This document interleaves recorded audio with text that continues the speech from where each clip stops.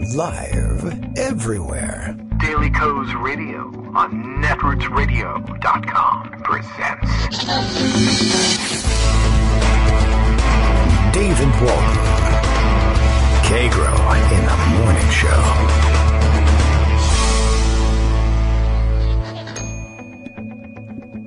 Now, here's David Waldman.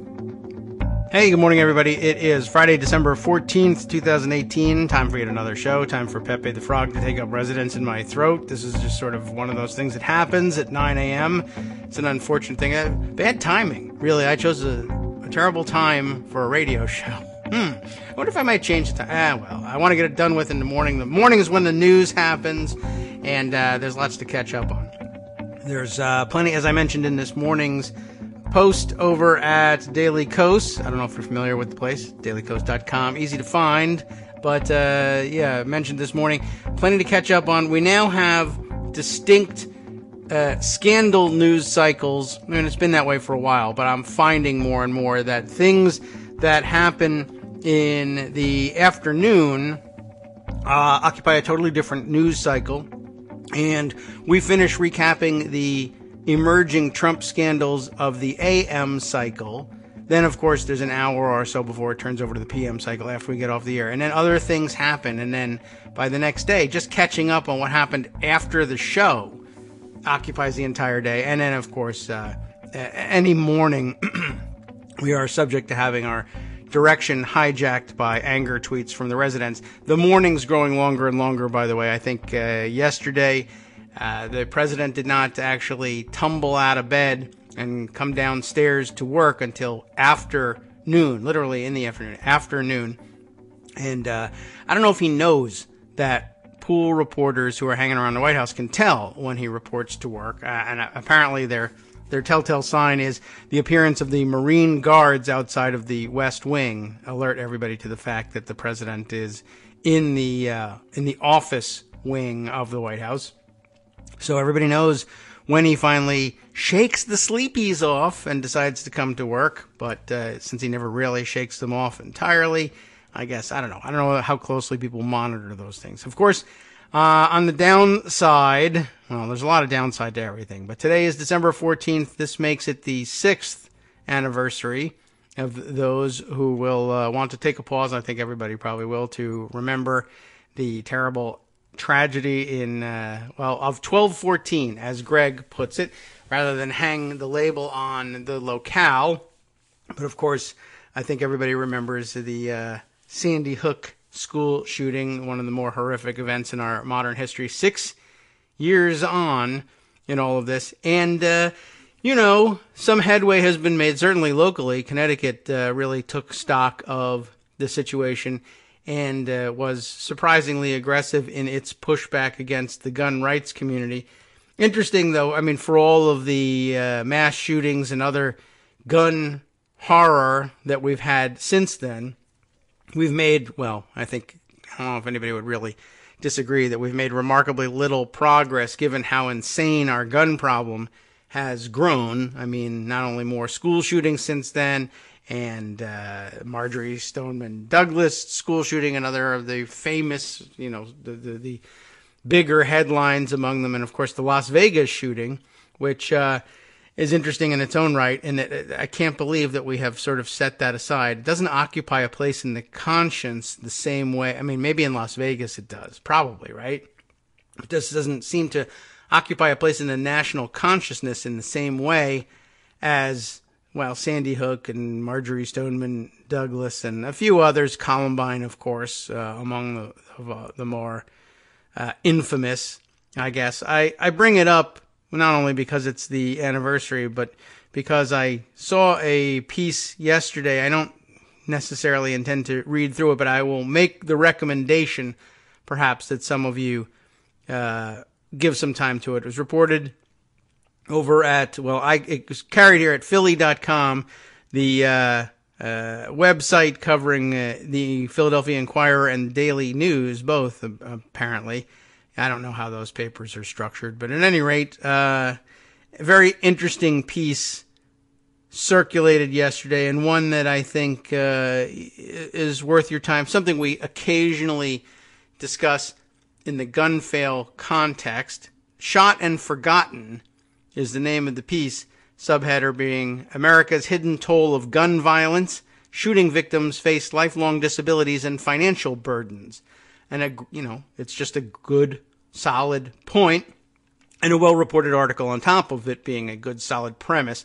David Gambacorta is his last name, and Helen Ubiñas, I guess we'll say. She's got the tilde there, so U rather than U. Ubiñas, the staff writers on this piece. And like I said, it's a great premise. From time to time, we've mentioned in the gun fail context, this is a great and sensitive write-up of the lives and the impact on the lives from these shootings that people have to live with when we're initially told in the first rounds of reports anyway, and sometimes the second and third rounds of reports, whether it be a gun fail incident or an intentional shooting of some kind, it really doesn't matter, but we frequently are told simply that the victim is, quote, expected to recover, or, should make a full recovery, or, the wounds aren't life-threatening. And I guess it depends on what you mean by life-threatening, and we always go with the most basic meaning on that one, because we're aware that when we're talking about guns that it's a life or death issue. But there's more to it than just life or death. A lot more people live through gunshot wounds these days. And it's funny, it's sometimes pointed to, it's not funny, it's sometimes pointed to by gun rights enthusiasts as evidence that things are getting better in the gun responsibility category. Fewer people die from gunshot wounds than they did previously. But that's not actually accurate. That's saying of all the people who find themselves shot at some point, a smaller percentage of them die than was previously the case. That's, of course, attributable almost entirely to advanced medical techniques. And by the way, I don't think that number is steadily decreasing. I think it's in a constant battle over the last few years, given the destructive power that firearms, off-the-shelf firearms, can now deliver. I think the AR-15 and other high-speed, high-power rifle, rifles and their rifle rounds have diminished the ability to save some portion of gunshot victims. Handgun wounds, I think they're making tremendous strides in dealing with, and that's a good thing, except, of course, it comes with a tremendous cost, and that cost is sort of shunted aside. It's a serious issue, and it's come up a number of ways and from a number of angles, but America spends an awful lot of money on trying their best to patch up, repair, rehabilitate people who are gunshot victims, whether accidental gunshot victims or intentional gunshot victims, or the accidental victim of an intentional gunshot, that happens too, sort of occupying a middle ground there. And not only, it's true we're able to save their lives, but in some cases it's highly questionable as to whether they are actually recovered. And of course it changes their lives in dramatic ways. And not only does the initial medical recovery cost a lot of money, it costs a lot of money to live your life as somebody who's been seriously wounded or damaged by gunfire. So an interesting topic to take up. And again, not something that we'll read through necessarily on the air, but something that you ought to take a look at. And I will, of course, provide you with the link information for that. Philadelphia also makes a particularly interesting setting for the inquiry because, of course, it's had its own spate of gun violence. It's a pretty, the city is pretty well haunted by its gun violence. They've made great strides, as I said, in their ability to save the victims and even in their ability to prevent the victims in the first place. There's a tremendous amount of reduce the gun violence activism going on in Philadelphia, and my contact for that information has generally been Scott Charles, who perhaps some of you follow on Twitter, and he's been tremendous in particular in the distribution of free gun locks, just trying to prevent the gun fail aspect of all this to the greatest to the extent he's able to do this to prevent the most serious, most disturbing kind of gun fail, the unsecured weapon at home found by children and toddlers, and who then wound themselves or others or kill themselves and others with these guns. So he's been tremendous in that, and also in different aspects of it. He's been running programs through the Temple University Hospital there, and running various programs to expose, to demonstrate to young kids, but young teenagers, the consequences of gun violence. So you should really see people who have to live with this stuff, and you should see what it's like in the emergency room when people come in, and think about what are the consequences of trying to, even trying to take out one of your rivals with a gun, even if you don't have if you have no serious designs on killing them necessarily, or you certainly didn't mean to shoot the other people nearby. You meant to hit that guy. It's not your fault, but take a look at what actually happens here. He's been pretty active there and really been doing tremendous things there, but across the platform, across the board, really, in Philadelphia, they've taken a pretty serious look at this. So it's an interesting locale for all of this too, and hopefully this will change some minds and some thinking about things in some cases in Philadelphia, in some cases around the country.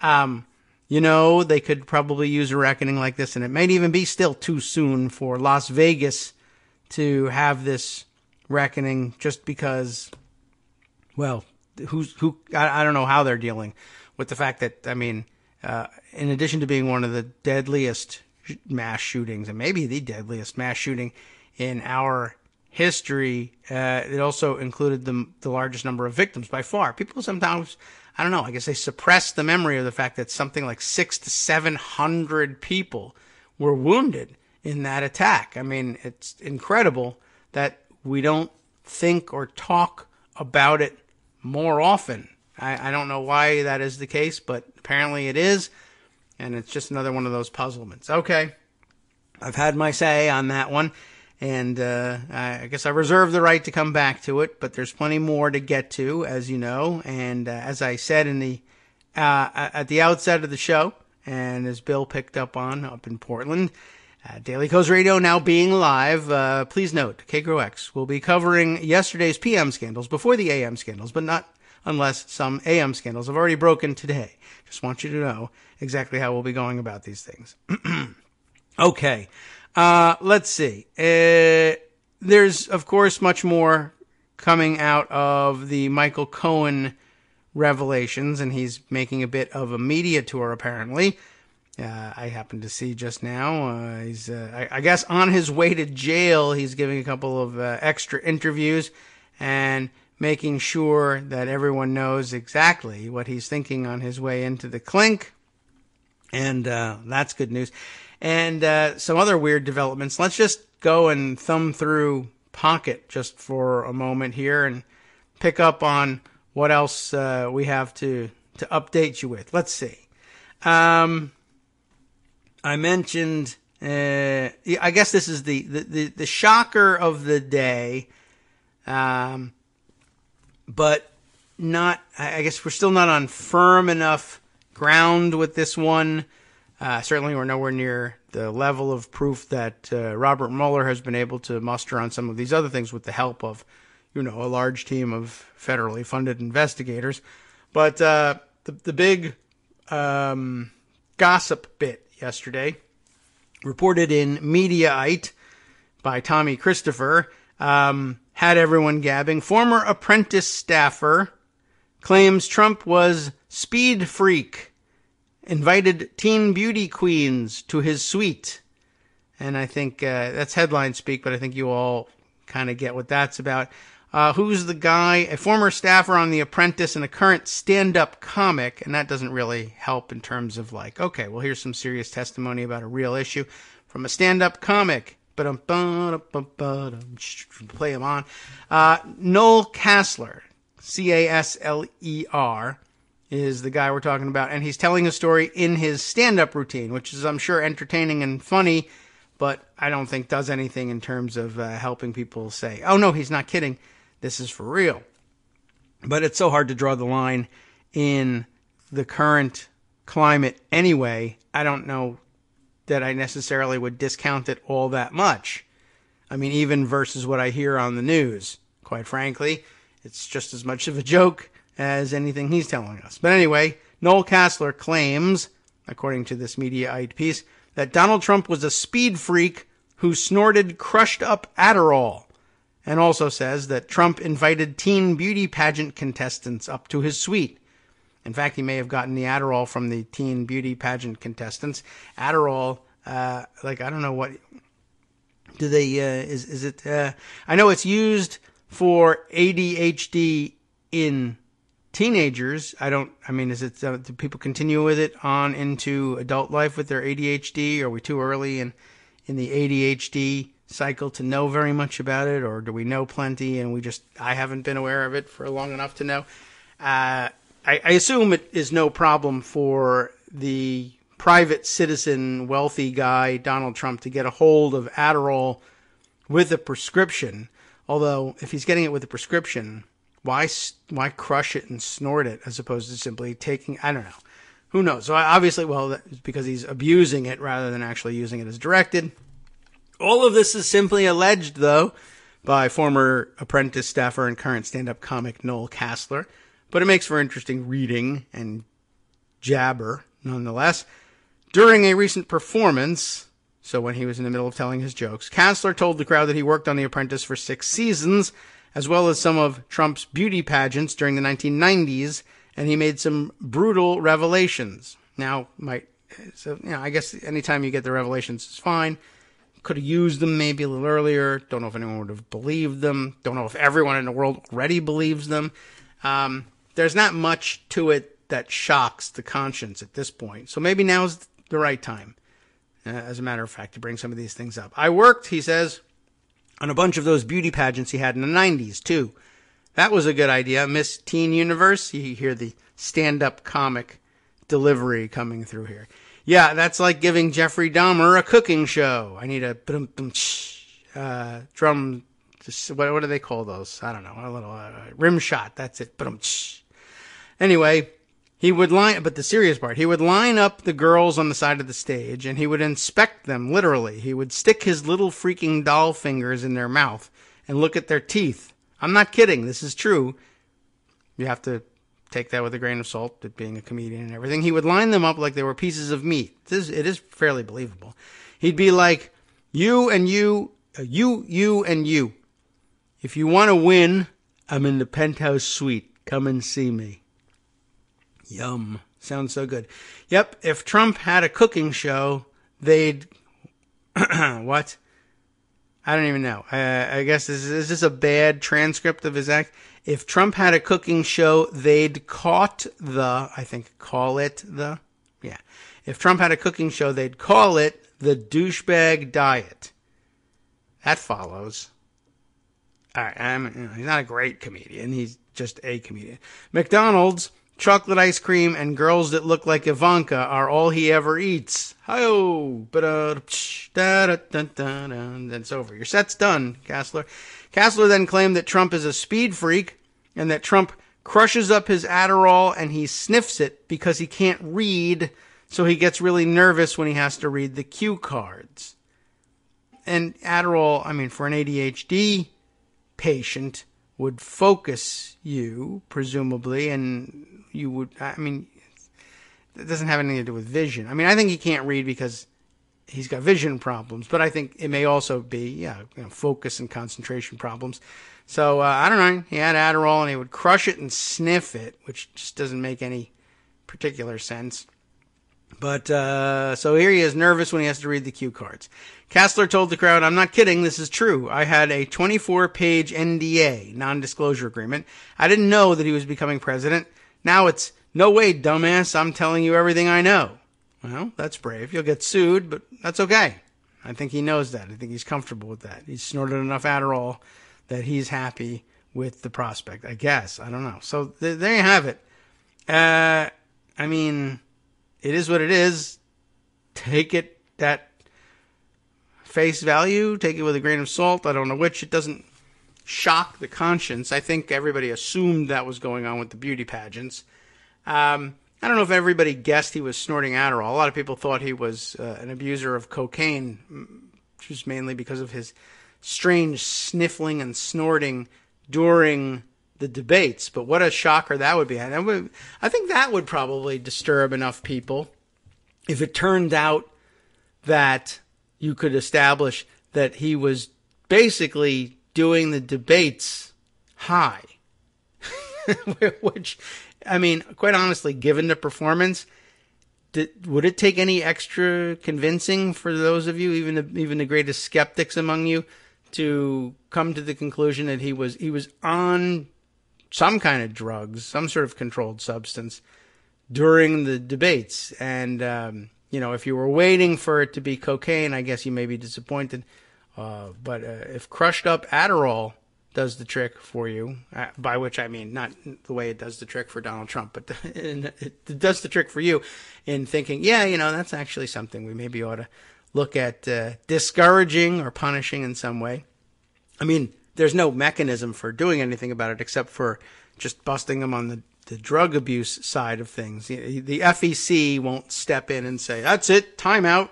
You lose the election. Hillary Clinton is automatically president because you were high during the debates." But sometimes you wish that. That's a very Trumpian instinct, actually, that I'm showing you there. The why don't you justism there. Speaking of which, I guess we're still watching things spin out of control in North Carolina's 9th district, where the momentum is perhaps irreversibly, although I don't want to give up hope, but irreversibly, it seems, mounting behind the whole election from primary on was a cheating nightmare, a disaster, thanks to the cheating of what's his first name, Mark Harris, and his vote fixer, who it looks more and more obvious that he knew exactly who he was hiring and why he was hiring him, as the evidence mounts up, but that he cheated his way through the primary and then into the general election. It's also become more and more obvious that the North Carolina Republican Party, as an institution, decided to look the other way, especially after the primary. I think they knew. I think it was clearly alleged to them from Pettinger, or whatever his name was, the incumbent there, complaining about it. But yeah, I could see why they might dismiss those complaints, although I guess I in a blank slate, starting over with a blank slate, I'd say, I could see why you might discount such complaints. But given that apparently this is something that has gone on for some time in that county, and the county in particular has a bad reputation for it, I don't know why the North Carolina Republicans didn't take it more seriously, but I guess it's mostly because, who cares? What's the difference? To North Carolina Republicans, I don't care who's the standard bearer for the Republican Party. They're all the same. It's one or another of the campaigns in a box as applied to a different hairdo. What's the diff? We'll just promote this guy. He was a pastor, right? Sure. Fits the profile. Let's just go with it and try and beat the Democrat with that. And then how do you want to put it? It barely worked. It didn't work at all, depending on how you look at things. And so now they're all somehow winning brownie points by saying, we concede that there was something so wrong here that there ought to be a new election. And maybe because there was so much cheating going on, perhaps even in the primary, we should start over with the primary, and then we can renominate Pettinger, probably, because this Harris guy is damaged goods, and if it's just a rerun of the Harris race with McCready, well, he'll probably lose because he's damaged goods. Well, fingers crossed, because that's apparently what they're going to try and do. And I don't know. I don't see why we have to roll the dice at all. Again, my position on this one is you cheated, you're caught, you're disqualified. No new election. It was that close. The obvious answer to me is the Democrat gets seated. I would like, though, it would be a lot better if North Carolina authorities would simply admit what went on here and find a way to correct the error at the state level and then hand the credentials accordingly over to the House of Representatives, and for the House of Representatives to accept credentials seating McCready instead. But I don't think they're going to do that.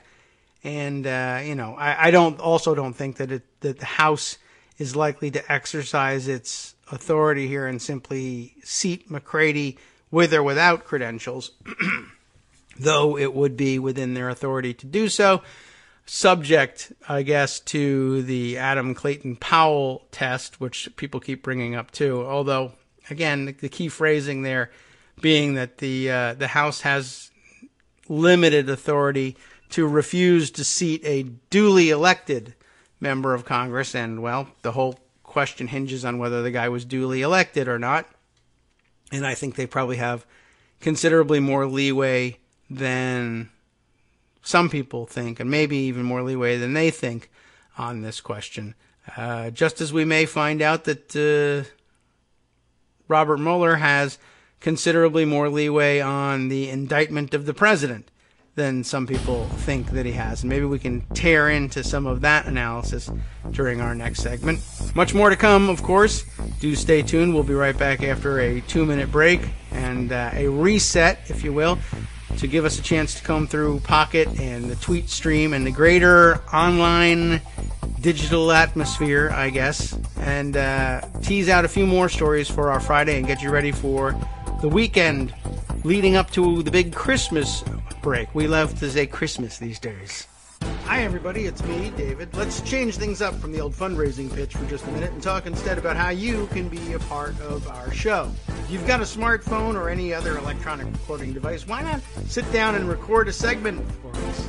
Read us an important article and give us your take. Or read one of your own original essays, or even just give us your commentary on something you'd like to share that's important to you.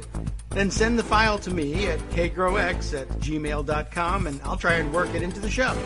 Short segments, a few minutes in length, are easiest to fit in. And of course, I can't always guarantee that I'll be able to play everything, but if you've ever shouted at your radio or TV about something you wish was being covered, here's your chance to change that. Make the show your own. Send your submissions to me at kagrox@gmail.com.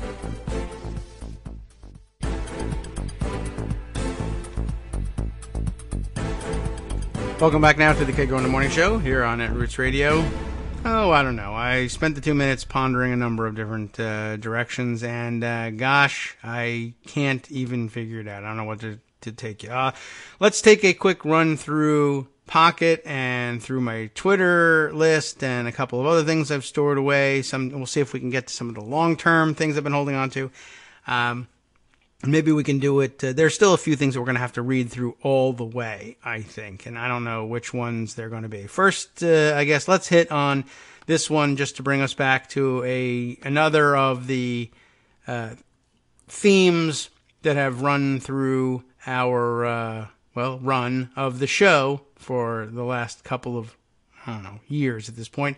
New York Times has this report, and I think it broke yesterday initially through the Wall Street Journal, which probably means I can't actually see their article, but I can see the New York Times one because I'm an idiot and I pay for the New York Times, and I'm really sorry. But this does occasionally bring us some interesting news worth analyzing, and I can't just steal it all the time. Trump inaugural fund and super PAC said to be scrutinized for illegal foreign donations.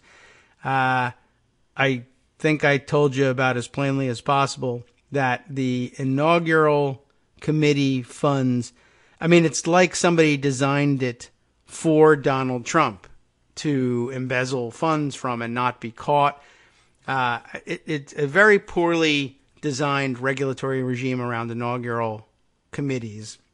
And easily exploited by someone like Donald Trump. I just think that we never really anticipated there would ever be such a shameless thief occupying the White House. I mean, it's hard to believe that we never imagined that, but I mean, I really don't think that anybody ever contemplated a Donald Trump type who really, literally, his whole life is about stealing as much money as possible and pretending he's not doing it the whole time, but in the most obvious possible way.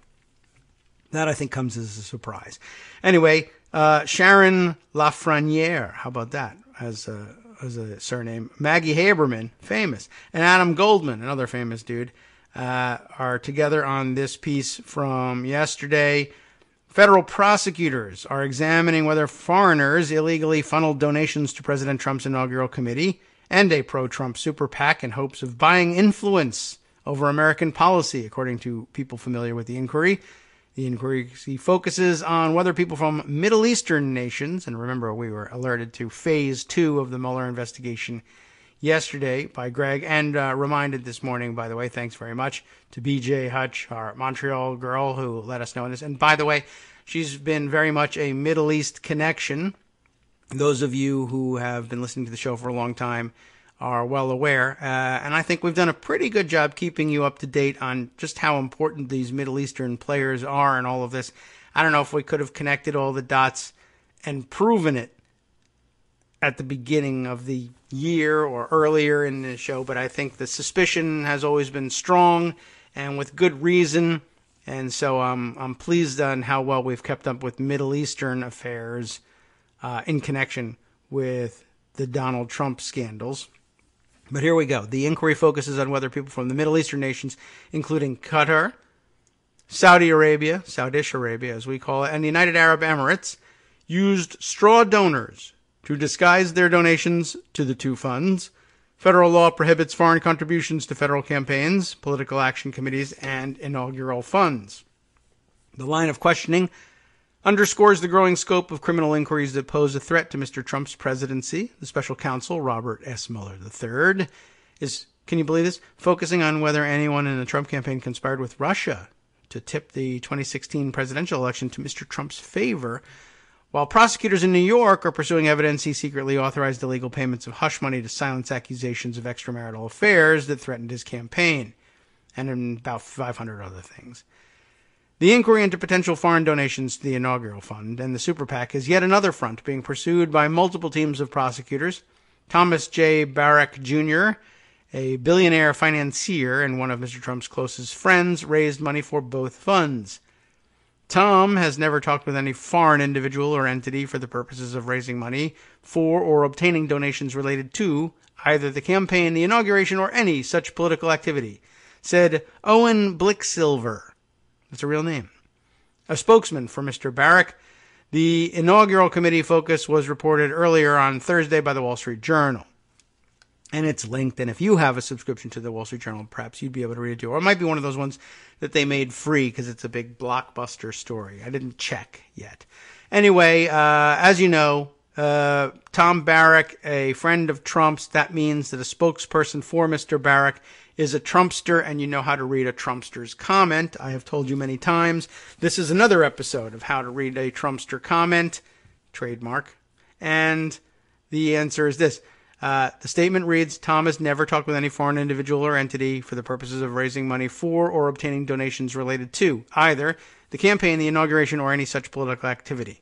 Which means Tom has done that. Those people have been foreign individuals and foreign entities represented by them.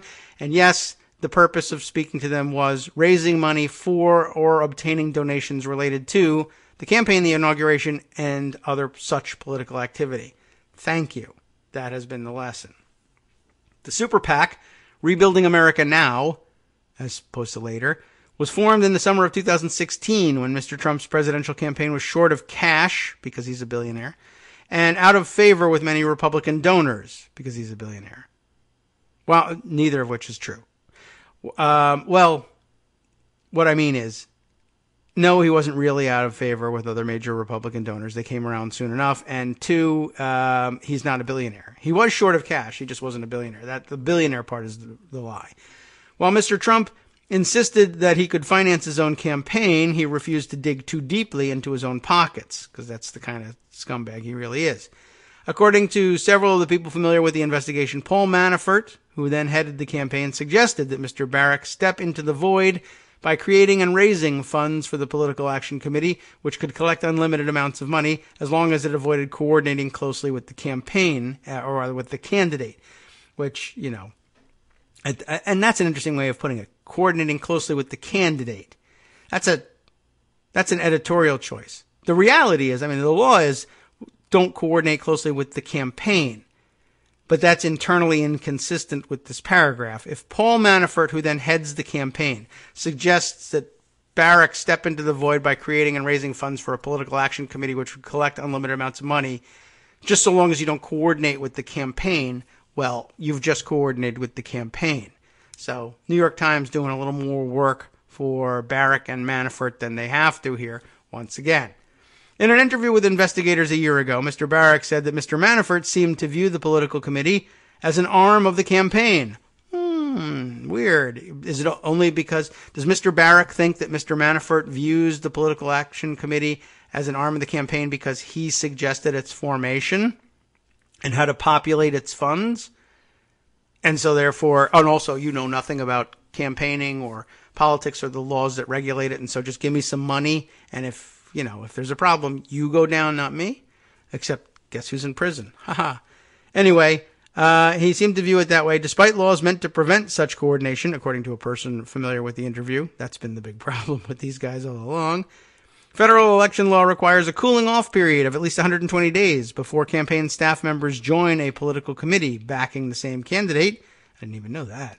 But Mr. Manafort dispatched two friends from the campaign, Lawrence Gay, also real, and Ken McKay, Gay and McKay, as they're known now, anyway, to run the operation. A press officer said at the time that the committee violated no rules because the campaign never paid the two men. Neither man returned repeated phone calls seeking comment. Because why? I'm not getting paid enough for this. A lot of free labor going on over there between Manafort, Gay, and McKay. That's a great firm name, by the way.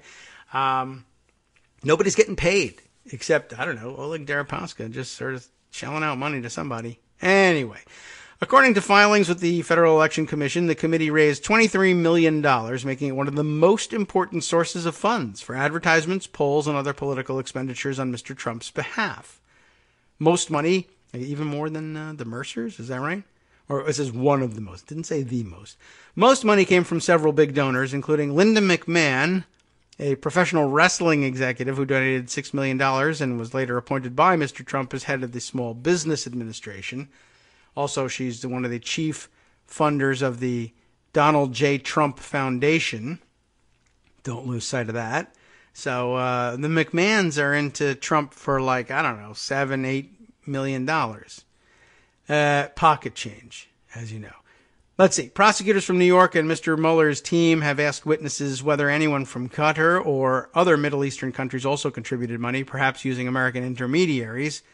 Among other issues, they ask about a Mediterranean cruise that Mr. Barrack and Mr. Manafort took after Mr. Manafort was fired in August of 2016 from the Trump campaign because of a scandal over his previous work for pro-Russian politicians in Ukraine, for which he now sits in jail, by the way.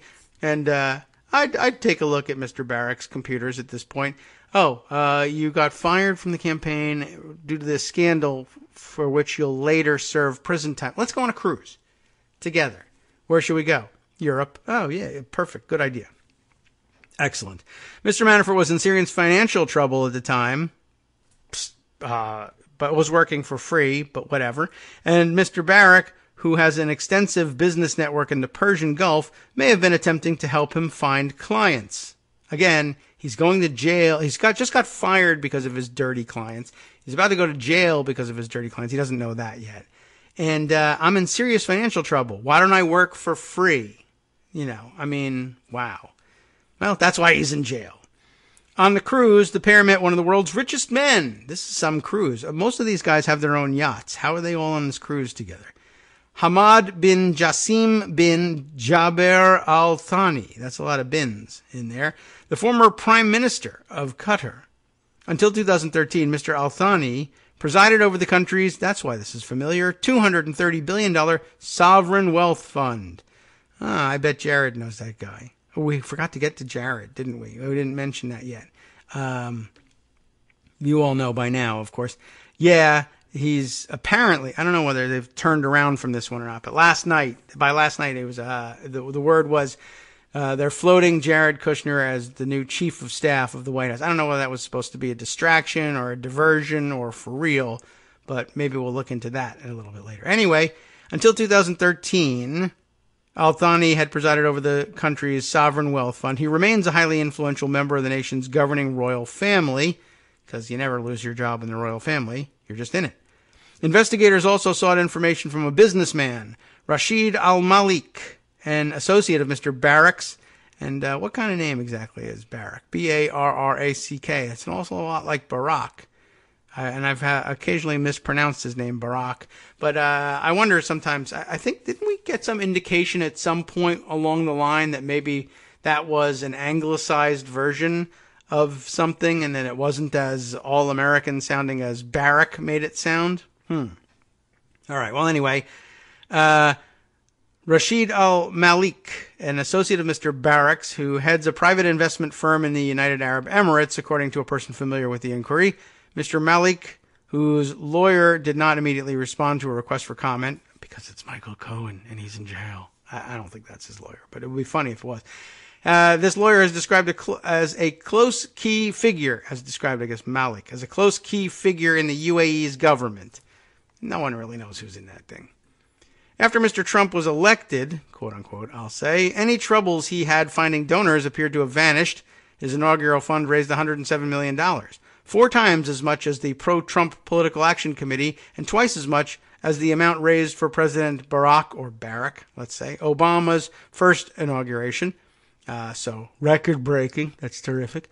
Mr. Barack was its chairman, and Rick Gates, also in trouble, a longtime business associate of Mr. Manafort's who served as deputy campaign chair, ran it. The inquiry into the inaugural fund appears to involve prosecutors from the U.S. Attorney's Office in Manhattan and Brooklyn. People familiar with the investigation said the fund has long been a source of infighting among White House advisors and personal friends of Mr. Trump's who blamed each other for news reports about questionable expenditures. The prosecutors in Manhattan were apparently following up on leads from their case against Michael Cohen. Cohen was sentenced on Wednesday to 3 years in prison, in part for organizing payments to cover up sex scandals that could have threatened Mr. Trump's chances of winning the White House. Maybe.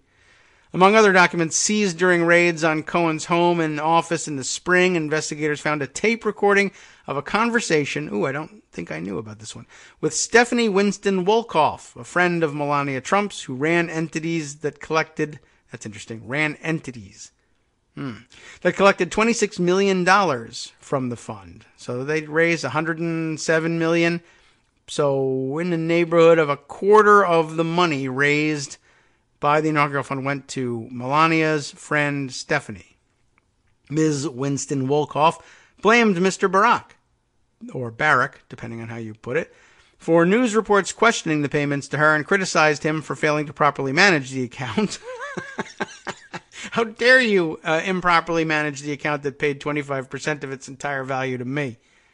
According to people who spoke with her, she complained about how he had handled the money to several friends, including Mr. Cohen. Those people said, what is she talking about?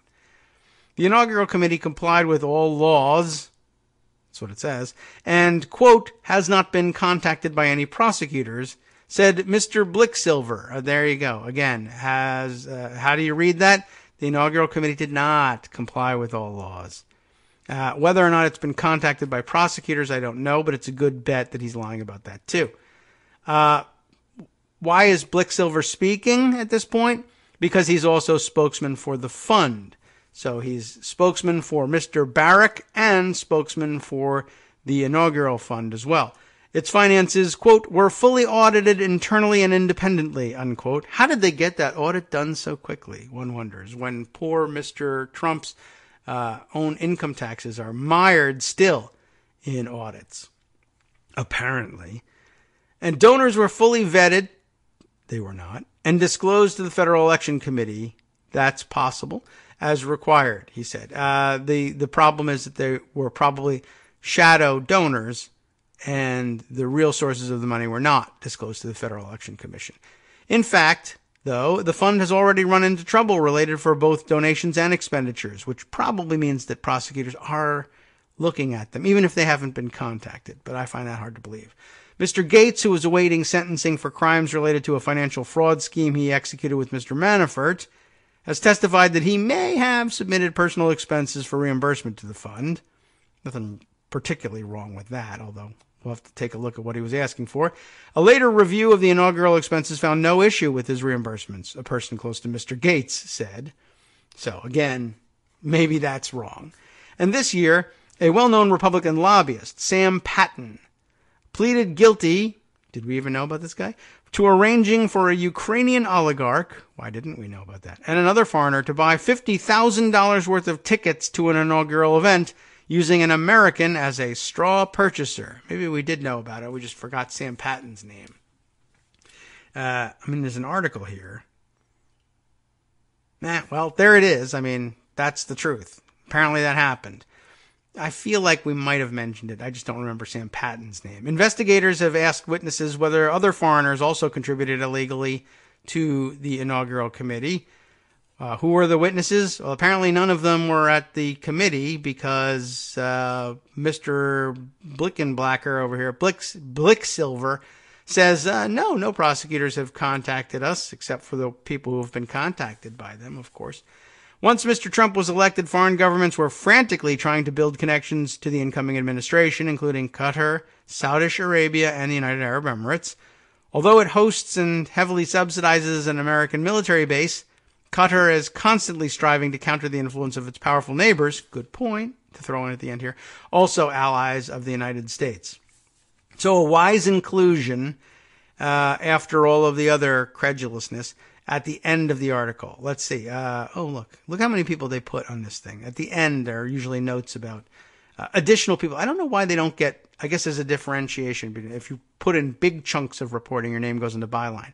If you put on little tidbits, you go down at the bottom here. Ben Protes, William K. Rashbaum, Kenneth Vogel, and Michael Schmidt. Also big names. Oh, David Kirkpatrick as well. Working from New York, Washington, and London, respectively. Very interesting. So I wonder who contributed the bit at the end about the the ongoing competition between Qatar and Saudi Arabia and the UAE. Good point. Well taken. Okay. I said I wasn't going to read too many articles all the way through, and I don't know whether I'm going to hold to that promise or not, but that seemed like a pretty important one. Let's see. Yes, I mentioned Jared Kushner under consideration for White House Chief of Staff. I haven't seen that contradicted yet this morning, but so far nobody's really talking about that much this morning. There's so many other crazy things going on that, people are focusing on that. But yeah, it's true. It was reported, for real. CBS News saying Jared Kushner, among others, Jared Kushner under consideration for White House Chief of Staff. That's just the one that I happen to have here. Let's make sure that auto-playing video doesn't disrupt things too much. At least, all right, the audio won't. The video has distracted me, though, so I'm going to watch this video for a while. Jared Kushner, President Trump's son-in-law and senior advisor, which is bad enough, is under consideration to become the next White House Chief of Staff. I don't know. Do I have to? Let's say this. It was first reported by HuffPost. I'm sure they would be gratified to know that CBS gave them credit for that. Current White House Chief of Staff John Kelly is set to leave at the end of the year. Mr. Trump told reporters there are 5 well-known and terrific people on his short list of candidates to replace Kelly. It was 10 the other day. Now it's down to 5. That represents progress, I guess. We're interviewing people, he said. So he's not. Mark Meadows withdrew himself from consideration. That's good news. Standard crap from Sarah Sanders talking about how they're such good friends. Nick Ayers, of course, triggered this whole thing by dropping out of the running as well. And that's really it. So great. All right. Not that great information, but at least confirmation of what we heard. from CBS News on that. Let's see. The other big news of yesterday, I could kick myself for not blurting out what I wanted to blurt out yesterday. And I can't remember whether it was when I was talking to Greg or to Armando or to both of them, but that moment in which they mentioned that the Cohen sentencing memo and the news of AMI / National Enquirer / David Pecker's flip to cooperate brought us to this moment where one of them said, so we're down to the payments to Stormy Daniels, or rather to McDougal, through National Enquirer are negotiated by Michael Cohen, David Pecker for AMI, and a third person, a representative of the campaign. And as I recall, I don't know whether this was exactly the same moment. I know Greg was saying at that point in the campaign, there were very few people on the campaign who you could say were associated with the campaign who rose to the level who could have negotiated such an agreement. Very few. And I had planned to blurt out, but it's very hard to blurt out sometimes with these guys, which is by design. We want it that way. It's fun. It's lively radio. But I wanted to come back to it, and I don't think I ever did, to blurt out, oh, the guy related to the campaign, that's Donald Trump. Why do I think so? Because that's the dumbest possible person to involve in such a discussion. But yes, Greg is right. There are very few people who would have represented the campaign in any capacity, I think, at that point. Certainly at that level where you could run that thing.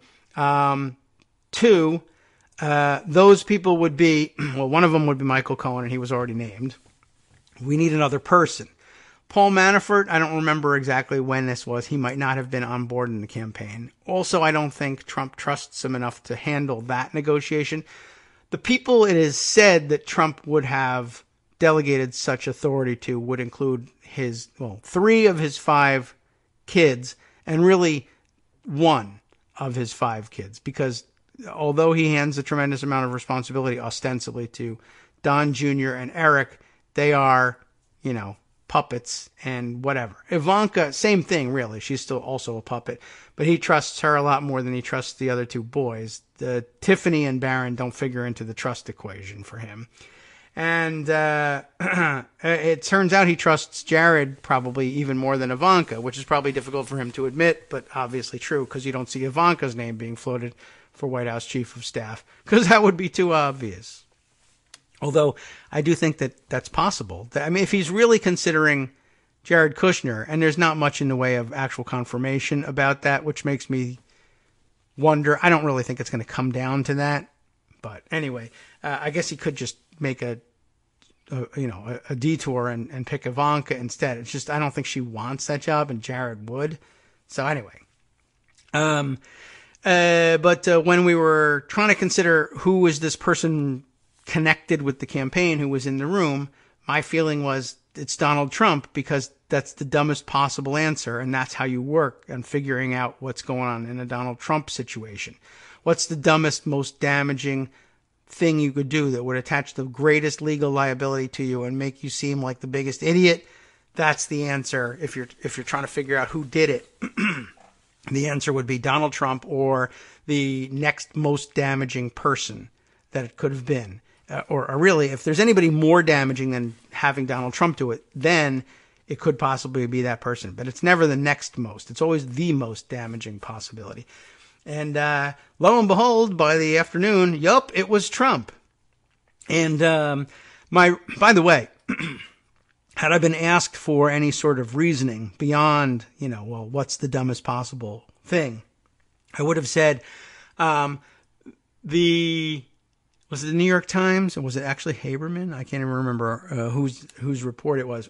There was an incident some months back, where, again, we were told that there was some off-the-record commentary, some background commentary offered to, I think, a New York Times reporter about, someone, a top White House aide familiar with the president's thinking. And everybody then jokingly said, oh, it's Donald Trump. And he's asking to have it anonymously attributed to him in this misleading way.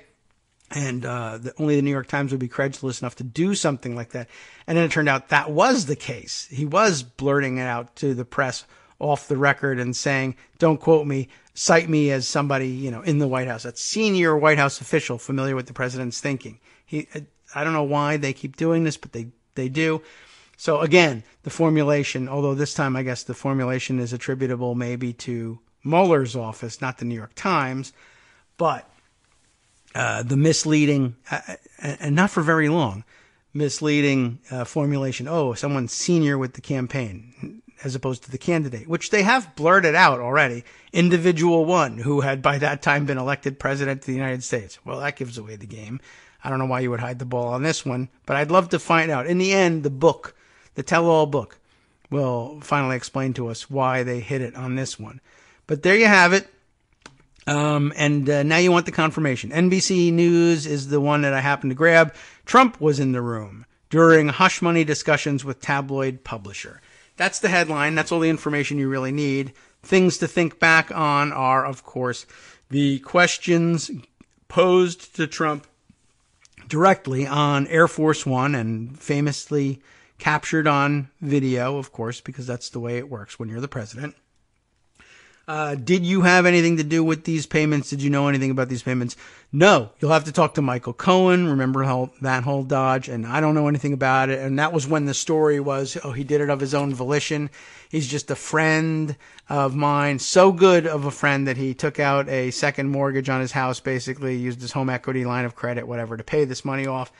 And that makes me look bad, leaving it up to him to pay off. So I'll blurt out that I paid him back, but oh my God, that puts me in legal jeopardy, I just realized. And so maybe I didn't pay him back. And, we got about 35 different stories, one after the other. And now it turns out, your initial answer of did you know anything about it was a no. Well, you know how to read a Trump comment. That means a yes. And you actually negotiated it yourself. Well, so it's been very interesting watching his lies evolve. And I guess this is the only time I ever give credence to the frog in a pan of water thing. It's like he's gone from no to yes, and I did it myself, and we barely even noticed. We'll be right back.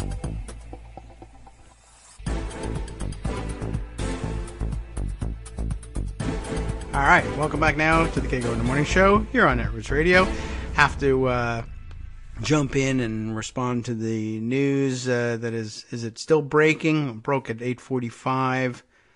8:45 yesterday. Oh, okay. Old news. Never mind. Nothing happened. Go away. Then breaking news. Mark Harris directed the hiring of McCrae Dowless despite warnings over tactics, according to sources. That's true. I think it might even be, now that I think about it, in pocket somewhere, but in case it isn't, I'll mark it so I can share it with you. Yeah, give that guy a do-over. For sure. Absolutely perfect. Exactly what you should be doing. All right. Where were we? NBC News with their report. Trump was in the room during hush money discussions with tabloid publisher. I don't know anything about it. I was there. I directed it, but I don't know anything about it.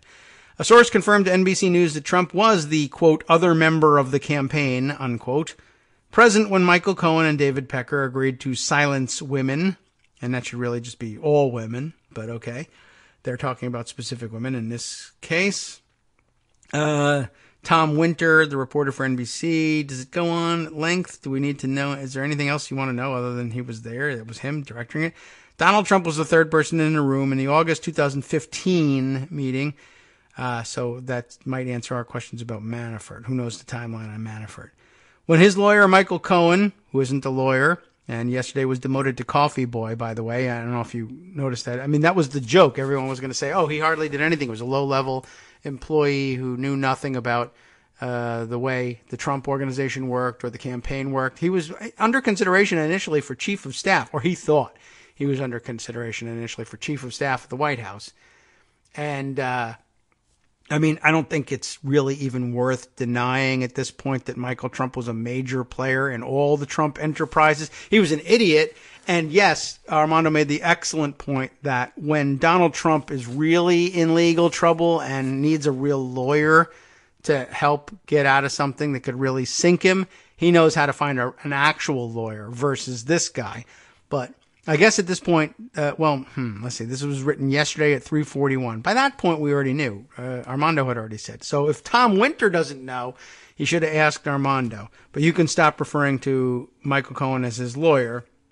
And yes, plenty of people observing yesterday that his disavowal of Cohen as a lawyer and reassignment as a coffee boy / PR assistant may actually end up waiving lots of attorney-client privilege. They should go back, ask the special master again to reassess all of the evidence seized from Cohen's office in light of the fact that Donald Trump disavows attorney-client privilege with him now. Although, if they do that, there'll be a lawyer, a real one, in court for Donald Trump saying, no, he doesn't disavow it, even though we all watched him disavow it.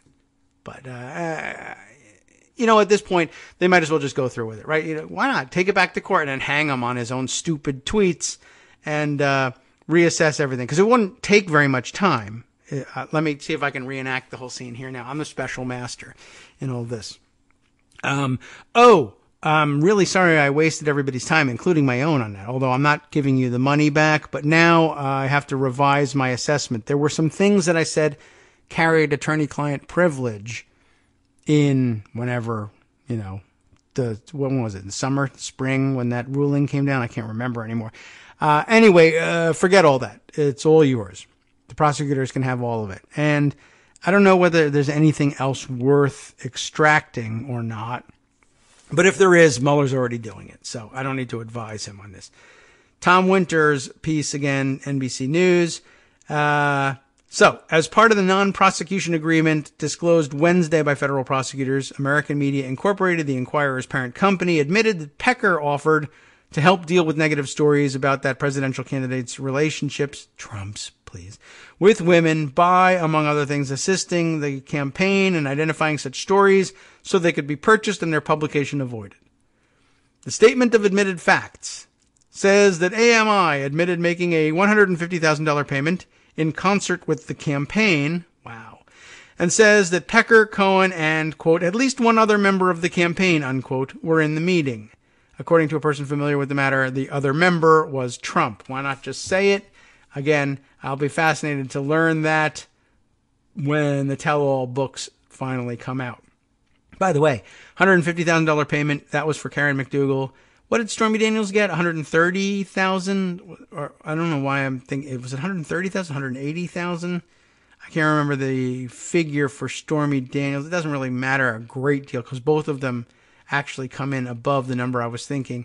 But for some reason, I was reminded late last evening about Trump's bizarre answer when somebody asked him how much he thought the chairman of the Joint Chiefs of Staff made, and he said $5 million.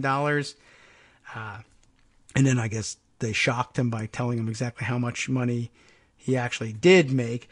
I just want to note for the record, that doesn't mean that much in the grand scheme of things. But did you know that the money, the lump sums that he paid to Stormy Daniels for having sex with him, and I guess to keep quiet about having sex with him, and same for Karen McDougal. Each of them were paid far more than the base salary of, let's say, a one-star, a brigadier general in the United States Army. Base salary for both of them well below what he was paying to be quiet about having sex with Donald Trump. And in most cases also that money more than the total compensation package value for the average brigadier general. Not by that much more, but again, remember they get free health care and housing, and also housing allowance at the very least, other fringe benefits. But just something to keep in mind for the president who loves and respects the military more than anybody. So much your head will spin. Just thought I'd throw that in there.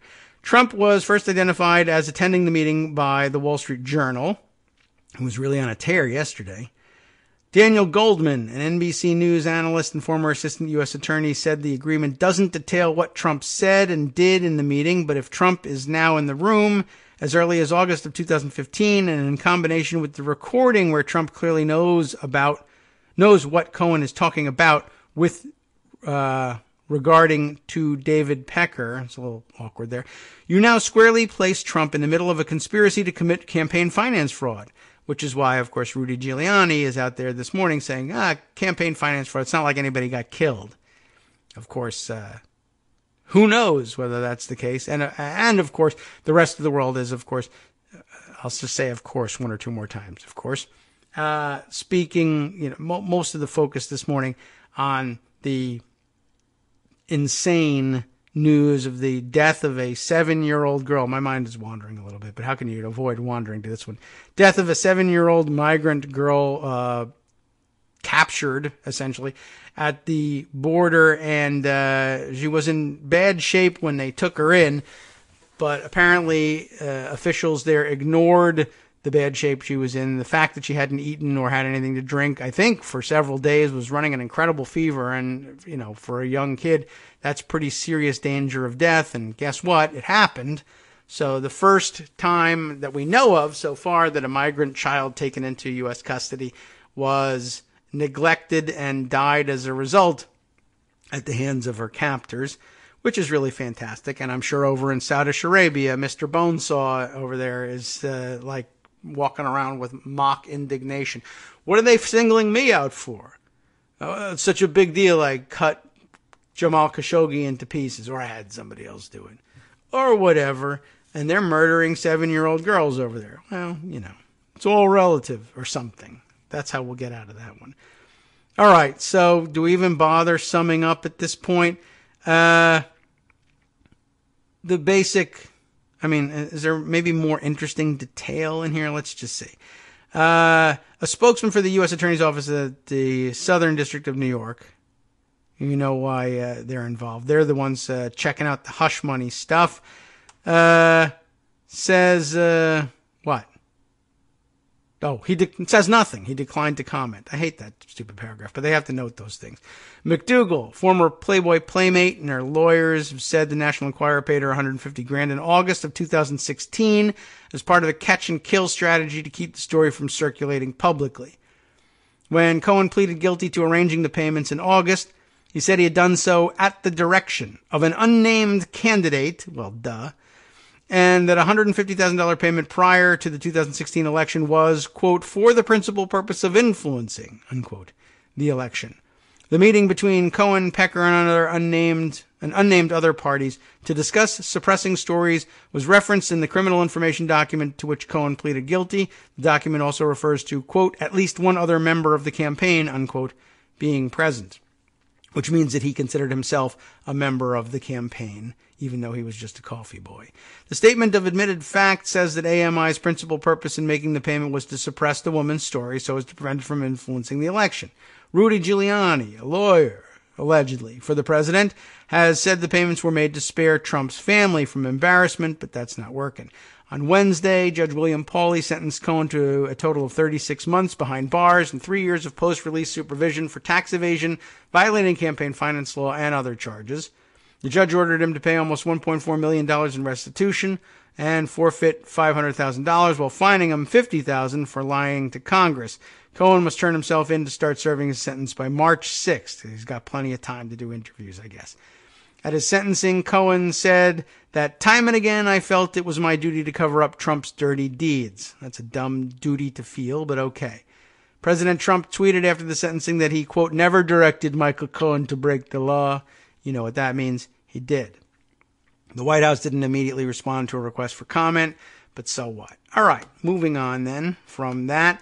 Let's see. Any comments that we need to catch up on by way of, I think I need to keep scrolling and make sure that my feed stays current here. Let's see. Karen says she seems to remember Gates had to admit on the stand that he embezzled inaugural funds. Is that right?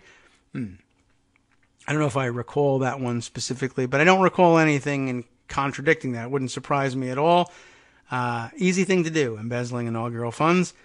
Let's see. And as I mentioned earlier in the show when we talked about BJ Hutch, she has sent me, again, the Daily Beast piece on Get Ready for Mueller's Phase 2. I guess if it was a 4-hour show today, I would dive in and read that one in its entirety, because I think it'll be interesting and revealing and make us all feel good about having paid attention to those things. But why don't we just go right to the part where we feel proud of ourselves and pat each other on the back and see if there's other information I can give you that's more valuable for the weekend. Let's see. That's tempting because that came up next on that one. What is this? Let's see. That's some things of interest as well here. Let's see. No, we talked about those, the why Mueller should indict Trump stuff. And let's see. That's of interest too.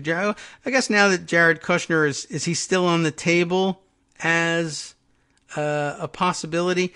A story we have skipped to date, but that has been hanging on in the background now, I think summed up very easily and very pithily by Adam Smith,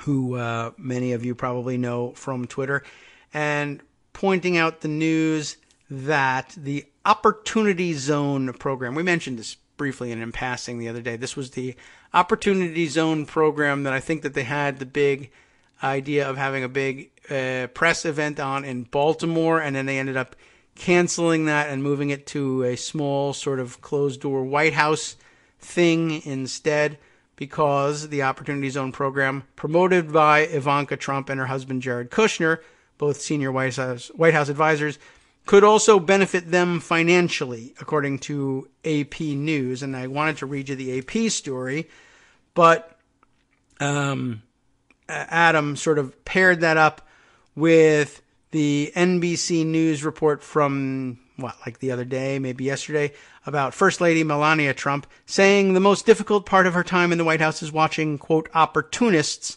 use her family's name, Novs, I guess. She's actually talking about her husband's family's name, Trump, to advance their careers, which is, of course, what many people think she did. But okay, whatever, hypocrisy, yada, yada, yada. But he also paired that up, Adam did, with the observation that from this Huffington Post article entitled EPA Proposes Gutting Obama-Era Rule Protecting 117 Million Americans' Water, rolling back clean water rules. Adam noting that they say in the article, quite correctly, the rollback directly benefits the president's personal business, easing restrictions on golf course operators. So, and there's a third piece here, paired with a Business Insider piece, that entitled, Trump is handing another U.S. ambassadorship to a member of his Mar-a-Lago resort that costs $200,000 to join. This is the November 14th report. Is this the one, the handbag lady? Yeah. Lana Marks going to South Africa as ambassador. And just pointing out, Adam does, Marks is the fourth Mar-a-Lago member, which, remember, costs $200,000 to join, to earn a nod from the president for an ambassadorial posting. So if they just joined, that's $800,000 in initiation fees that have been converted into ambassadorships. But it's almost fair game to say it's standard practice to just make major donors ambassadors. However, they usually have to be donors to the campaign fund, which is not typically something that goes directly into the candidate's pocket. On the other hand, if you've been a Mar-a-Lago member for a long time, which is probably the case with most of these people, then their initiation fees may have been much lower. He used to only charge $100,000. He now charges $200,000 because he's an opportunist exploiting the name. But at least it's his name, so it's okay in Melania's book. Anyway, the story of that Opportunity Zone program. Here's the AP story on that one, which starts out with a correction. Let's see what the correction is. I don't think it makes it better. I think it makes it worse. In a December 11th story about the Opportunity Zone tax break promoted by Ivanka and Jared, who are privately appalled that they promote it, by the way, the Associated Press erroneously reported that the couple jointly own a stake in the real estate development firm Kagro that is launching a series of Opportunity Zone funds. that stake is in Jared Kushner's name, not jointly held. So it's not really helpful to them to have this correction, but they might as well correct the record. So the stake is in the name of the person who's up for chief of staff of the White House. So that's, of course, considerably worse. It clarifies that Kushner's stake of between $25 and $50 million is in a holding company with an ownership stake in Kagro. A corrected version of the story is below, and here it is. Ivanka, Kushner, even though that's her name, Ivanka Kushner, we forget that, could profit from tax break they pushed. Now, wait a second. I may have overstepped here. I don't know whether Ivanka Trump is legally known as Ivanka Trump or legally known as Ivanka Kushner, and it may have been outdated and chauvinistic to suggest that her name was actually Ivanka Kushner, except that it might actually be Ivanka Kushner. I don't know how she is about that stuff, and you know how Trump is, and the Trumps are big on the whole traditional marriage thing, and so normally that would include changing your name to match your husband's, taking your husband's name when you're married, and it would be very feminist and liberated for her to go around being known as Ivanka Trump, which is a bad thing because they hate feminism, except she loves it or alleges to like it or whatever, insofar as is necessary to try and take the rough edges off of her dad. It's a tangled web. I don't know how she's actually legally known. I wouldn't be terribly surprised if she was Ivanka Kushner, but then just was, DBA Ivanka Trump and something. I don't know. Not really super important, but an interesting thought. Anyway, so here's the story. An Associated Press investigation finds President Donald Trump's daughter and son-in-law could benefit from a tax program they pushed. What a surprise. Stephen Braun, Jeff Horwitz, and Bernard Condon for the AP on this. At an Oval Office gathering earlier this year, President Donald Trump began touting his administration's new real estate investment program, which I think we all knew was going to benefit his family, because it's a real estate investment program. That's why he's doing it. Anyway, it offers massive tax breaks to developers who invest in downtrodden American communities. Sorry for trotting down on you, communities. He then turned to one of the plan's strongest supporters. Ivanka, would you like to say something? Trump asked his daughter. You've been pushing this very hard. The Opportunity Zone program promoted by Ivanka Trump and her husband Jared Kushner, both senior White House advisors, could also benefit them financially, an Associated Press investigation found.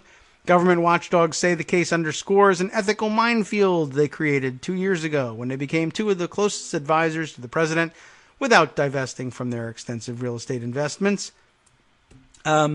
Probably not that much more that you need to know about this other than they own lots of property in places that could find themselves designated opportunity zones.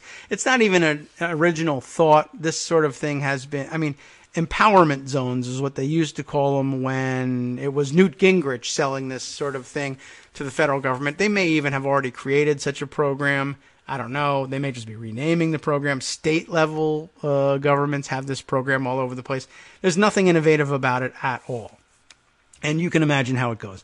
Well, if you will invest in, whatever that even means, real estate in a, designated opportunity zone or whatever, then you pay a lower tax rate on the returns from that investment. And then probably, the rules and regulations are there, but it probably very loose in terms of what do you have to do. So, for instance, if there's an area that's in desperate need of low-income housing because it's populated by a low-income population, if you bulldoze existing low-income housing and build exclusive co-ops and condos instead and try to gentrify the area, there will be a question mark about whether or not you get that investment tax credit or however they reward the investors there. Under the Trump administration, you have to imagine that the answer is, yeah, sure, of course you do. Because something. There's some things that jump out at me here. Let's just take a look at this paragraph. Looks like a juicy one. 6 of the Kushner Company's buildings are in New York City's Brooklyn Heights area with views of the Brooklyn Bridge and Manhattan skyline, where a 5-bedroom apartment, recently listed for $8 million. 2 more are in the beach town of Long Branch, New Jersey, where some oceanfront condos within steps of a white tablecloth Italian restaurant and a Lululemon yoga shop list for as much as $2.7 million.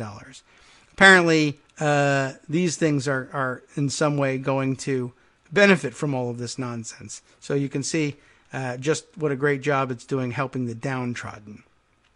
Kushner holds this big stake in Kagro, and I think you have to remember that name for a different reason. So it's launching a series of Opportunity Zone funds that seek to build major projects under the program from Miami to Los Angeles.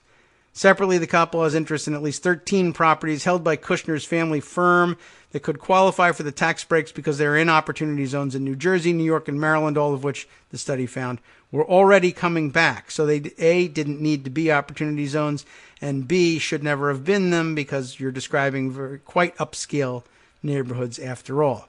There's no evidence the couple has had a hand in selecting any of the nation's 8,700 Opportunity Zones. That's a lot. And the company hasn't indicated it plans to seek tax breaks under the new program, but they will. So they haven't indicated it because they haven't filed taxes yet. But the Kushners could profit from it even if they don't do anything by potentially benefiting from the recent surge in Opportunity Zone property values amid a gold rush of interest from developers and investors. So they don't even really have to do any developing.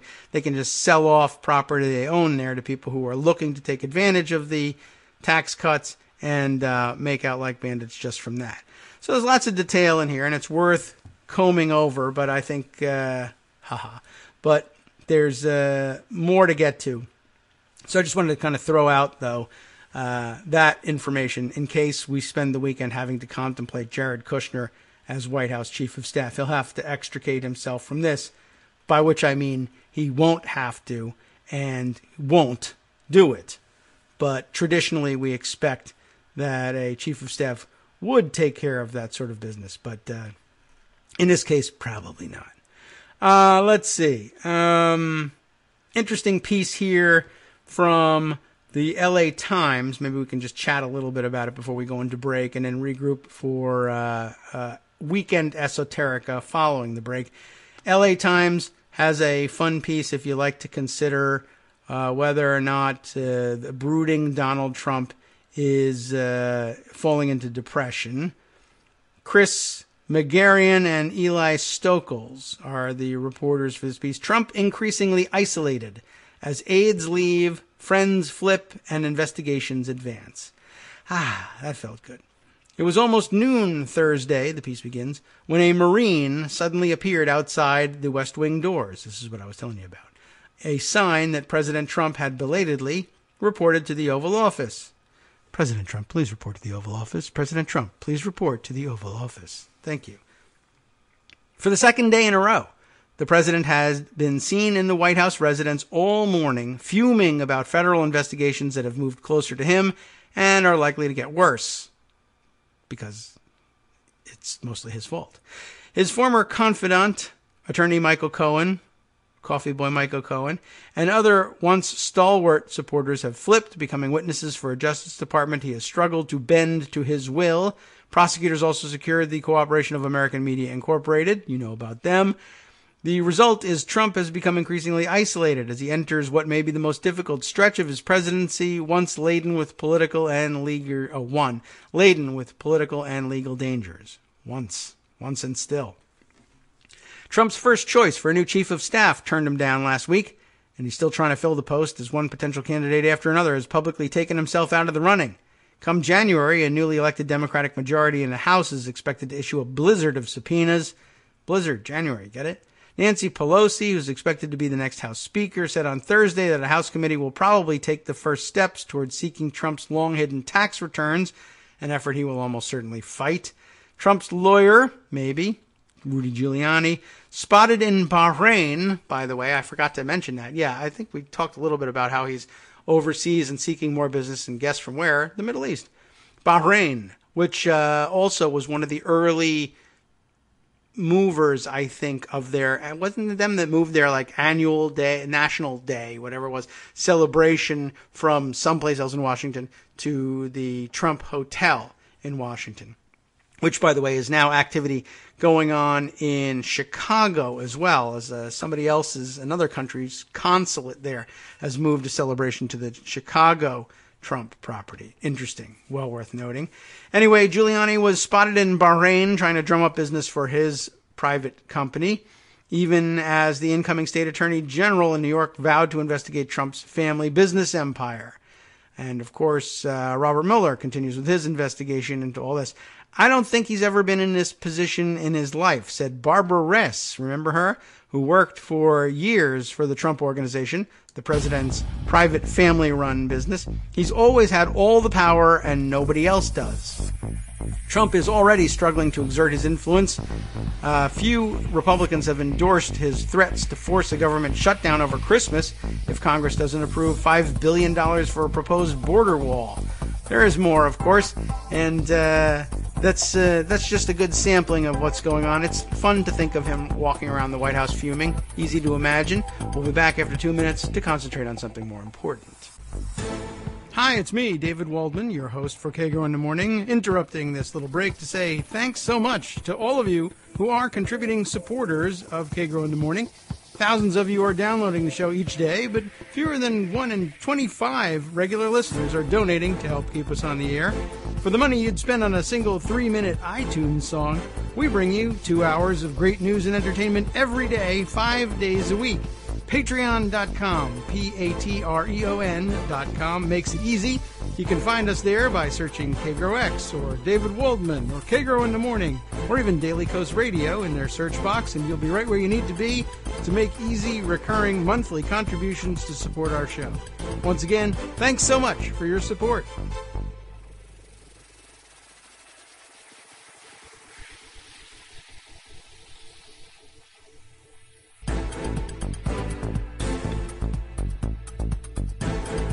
Welcome back now to the Kagro in the Morning Show here on Netroots Radio. Man, it's unbelievable how much we have to catch up on here. Well, I'm going to have to run through a number of topics here, and best way I can do it is to just do it in reverse chronological order. And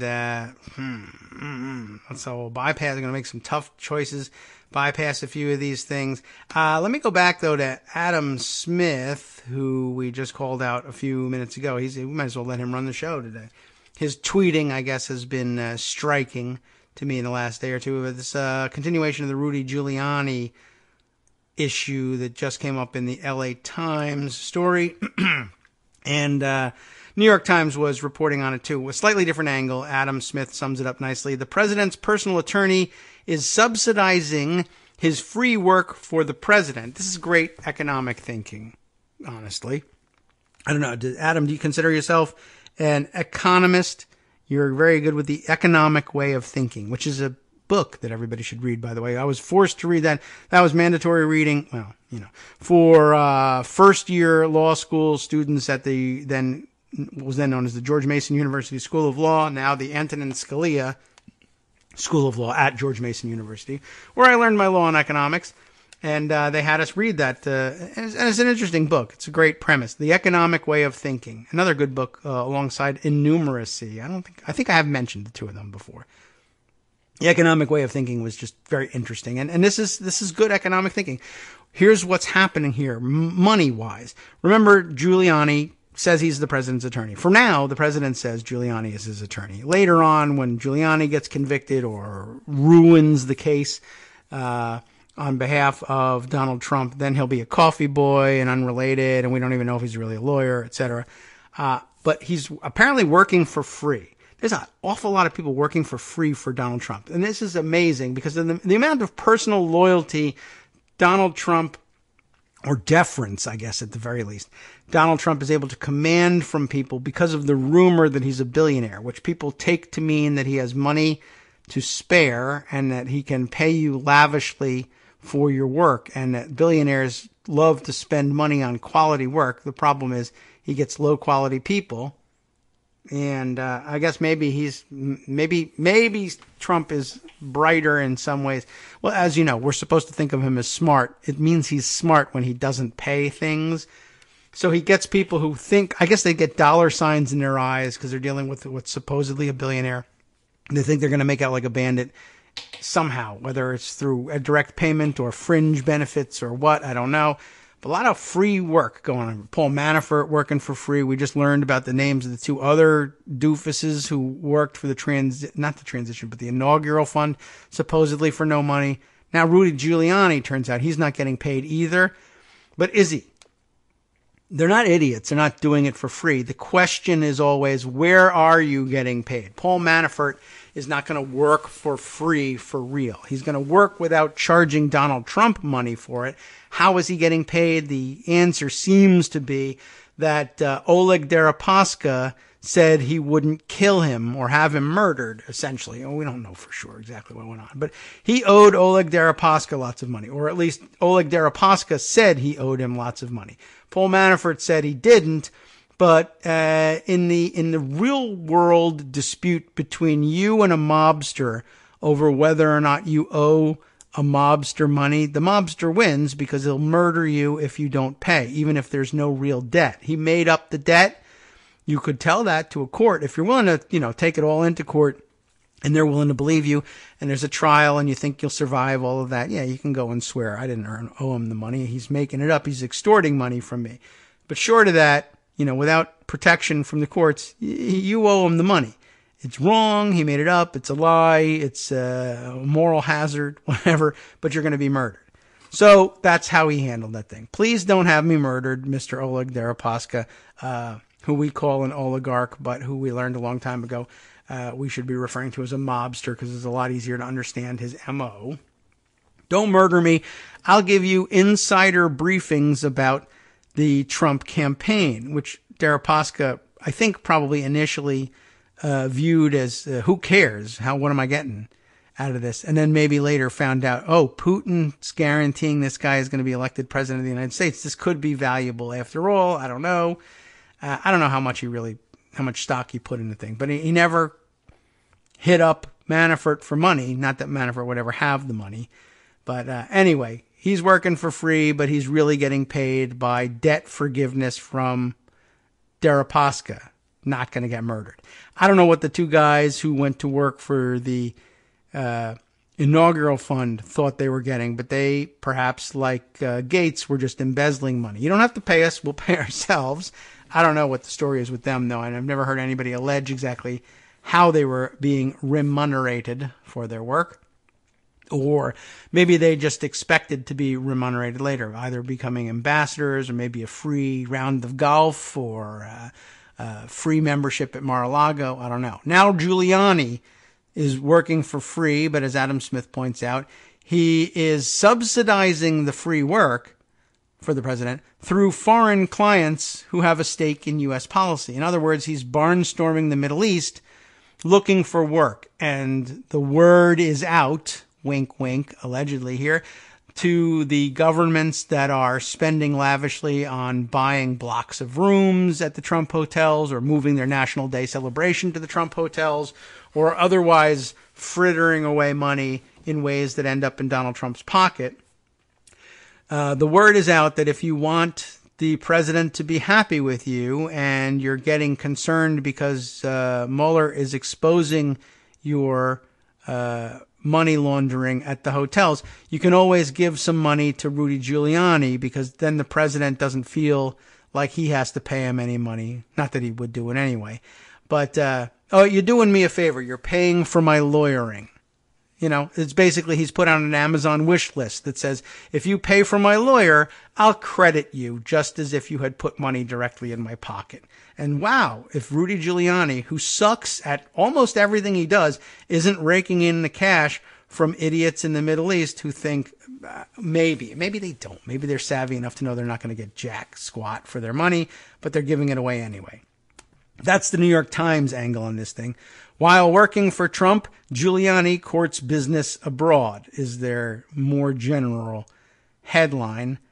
Ken Vogel, again, on that piece. But apparently the way to read it is correctly summed up by Adam here. He's subsidizing. I can afford to work for the president for free because I'm getting paid by people who want to curry favor with the president. So, good call there. Correctly done. Moving on to other stories in Pocket. I'm going to scroll down a little bit. Hang on. I'm scrolling Not as fast as I can, but as fast as I can read. I think we discussed enough about why Mueller should try to indict Trump yesterday with Greg. There's a great piece here that I'm told it's a great piece from, I think, Simon Malloy, who I trust always to give us a great piece, called Newt Gingrich Taught Me the Secrets of Defending America. It certainly looks like Newt Gingrich is maybe out of the running for White House Chief of Staff, so we won't really spend our time on that one. But an outline of the current grift in which he is engaged that's very much like the old GoPack grift that he was engaged in when he sold videotapes of his Renewing America lecture series. He now lectures on, I guess, how great Donald Trump is under a new series name called Defending America, and you buy all the tapes and learn about how awesome Newt's fantasy life is. So that's out there.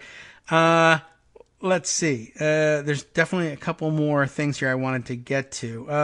Let me do this one, since it's been mostly Michael Cohen for today, although maybe that's a good reason to get away from it. I was referred to this tweet storm from Olga Lautman, with whom I'm not familiar, but she describes herself here in her Twitter bio as New York City freelance investigative journalist, expertise in Russia and Ukraine. Sounds like a good time to listen to what Olga had to say. This is an interesting comment and probably has occurred to a lot of you. So this time giving it organized thought. OMG, what is this sympathy party on MSM, mainstream media, on Cohen get sucked into a cult led by Trump? I guess this is shorthand for now he's seen the error of his ways. I don't know why I did this. It was a cult of personality over there at Trump land. I made some mistakes in swearing loyalty to him. And lots of people, I guess, finding some sympathy for him because he's currently a big headache for Trump. But he was a dirtbag from the beginning, and you should never forget that, is Olga's basic point. Cohen was involved with the Russian mafia before Trump. He joined Trump originally to continue there's Russian mafia dealings and continued during the elections to help Russia attack our country. Cohen could have gone to the FBI with all of this early, but I guess he didn't. They were all part of Russian organized crime, which is closely linked to the Kremlin.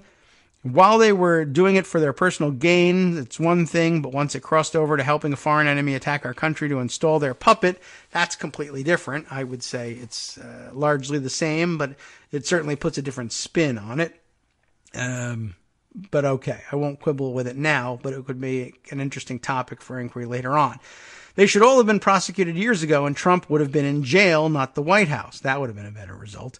Cohen most likely didn't want to cooperate with Southern District of New York because he didn't want to give up his in-laws, who, by the way, know Trump from before Cohen went to work for him. Mueller's focus is strictly on Russia and the Trump campaign, so that's why he cooperated fully. It's a good point. And you remember when we read about his taxi medallion dealings and how his father-in-law was big in the business and put up the money for most of that business to start, and that he was connected with the Russian mob. And it's a good point and worth not losing in all of this. Though, some work needs to be done on the connective tissue there. We probably have already done it. We could bring back, you'll have to listen to old episodes. Gideon is particularly good at this, listening to our old episodes. So maybe you can weave all that together. But just quickly speaking, an excellent point to remember for the weekend as well. This is a good point too. I happened to see this one, and there's an accompanying article. Derek Kressman, a Sacramento-based author and editor at The People's Rule, pointing out here, summing up this article nicely, accused Russian spy Maria Butina, now having pled guilty, of course, could not legally enter the country, the United States, that is, until the NRA vouched for her. And that's an interesting point for consideration over the weekend, too. Who would have guessed that it would have been so the patriot community, as embodied for decades by the National Rifle Association, would turn out to have been so rife with Russian spies and Russian spy cutouts. An amazing development. And in the wake of today's December 14th anniversary, 1214 anniversary, as Greg calls it. What better time is there to think about this? And as we reflect on how difficult it has been to fight the power of the NRA over America's government, and we all recognize it, and we all lay the blame for our lack of progress with this insane problem we're having at the feet of the NRA, and specifically on the NRA's control of America's government. Isn't it weird to find out that it's rife with Russian spies and Russian spy cutouts? And I guess one of the things that they did on her behalf, this is well worth pointing out here, although again, I'm looking at I don't know, the Intellectualist at mavenroundtable.io. I don't even know what I'm looking at here. Jake Thomas is the name of the author of the piece here, but let's see if it holds up. Denied a visa twice, Butina, and I guess I should be checking the pronunciation. I keep saying Butina, and it's almost certainly not Butina. At best, it's Butina, and it might even be, rather than Butina, it should be maybe pronounced Butina. Butina, like with the emphasis on the first syllable. I don't know. One of you Russia experts would have to help me about that. And by the way, is Butina is, I mean, don't they feminize the actual surnames there?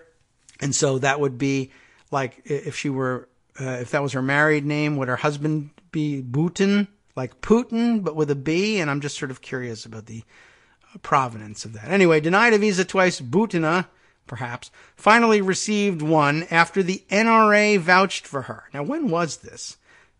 2014. How do you like that? So as far back as that, it was the NRA saying, yeah, immigration, yada, yada, conservatives, blah, blah, blah, no more of this nonsense, yada. But let this one in, this Russian spy. What a genius move that was. So it comes via Politico. So you don't have to trust Jake Thomas or Maven Roundtable or the Intellectualist, although that leaves you holding the bag having to trust Politico. On April 25th, 2014, Butina, who on Wednesday was ordered to be held in jail pending trial, posted to her LiveJournal blog from Indianapolis, where she was attending the NRA's annual Congress as the leader of the Right to Bear Arms organization, which advocates looser gun control policies in Russia.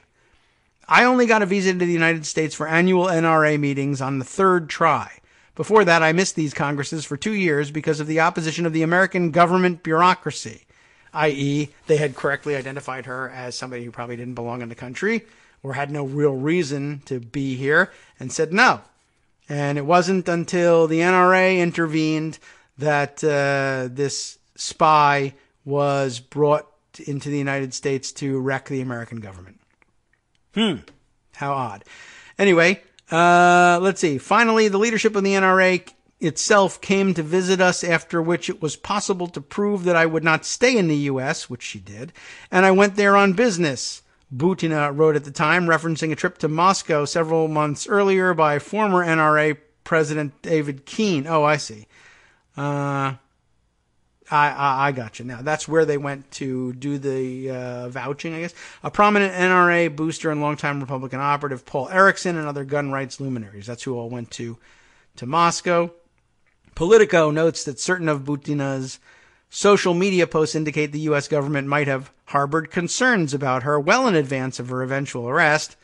Butina did not say in her 2014 post whether NRA officials took any actions to help her overcome the U.S. government's objections to her visa requests.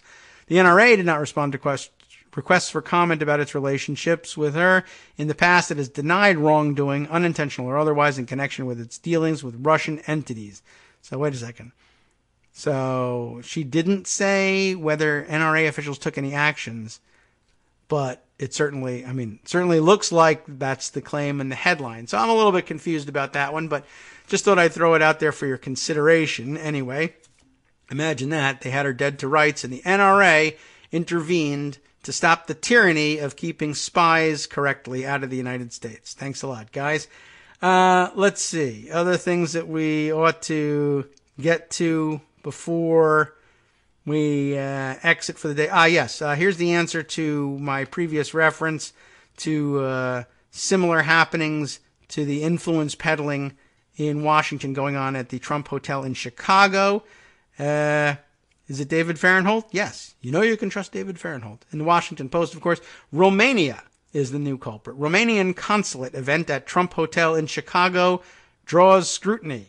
For the past 5 years, the Romanian consulate in Chicago has held its National Day celebration at the Chicago Cultural Center, a 120-year-old city landmark. This year, the consulate chose a new venue. You'll never guess. Oh, you already know. The Trump International Hotel and Tower. That event, held November 29th, brought more than 300 people to a meeting room at the hotel along the Chicago River, which President Trump still owns, and which, by the way, pollutes that river, as we have mentioned in the past with its cooling system. Anyway, that's all very interesting, and Crew is interested in watchdogging that one, to verbize that noun. Anyway,